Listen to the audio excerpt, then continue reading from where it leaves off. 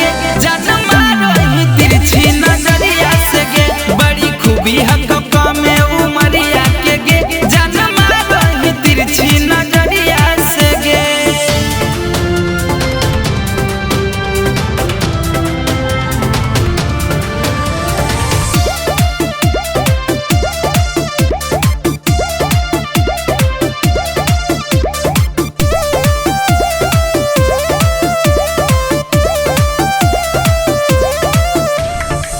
आगे से हखी अमर पाली के छौड़ी पीछे से काजल रगवानी गे रुई के जैसन कोमल हकौ देहिया गजब के चढ़ल जवानी गे गजब के चढ़ल जवानी गे। आगे से हखी अमर पाली के छौड़ी पीछे से काजल रगवानी गे रुई के जैसन कोमल हकौ देहिया गजब के चढ़ल जवानी गे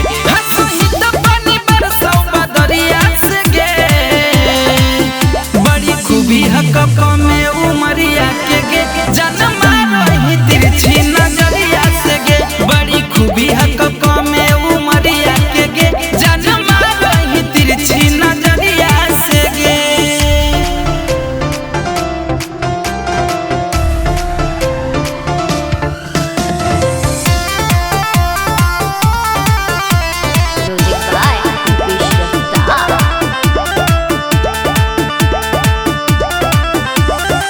बबुआ बारूनवा फिदा हकौ छौड़ी मोरनी जैसन चलिया पर औरी दीवाना बनाबो हो हमारा हकौ जे दिल तोरा गलिया पर हकौ जे दिल तोरा गलिया पर। बबुआ बारूनवा फिदा हकौ छौड़ी मोरनी जैसन चलिया पर औरी दीवाना बनाबो हो हमारा हकौ जे दिल तोरा गलिया पर। सबर होतौ ना गौतम बिहरिया के गे बड़ी खूबी हक में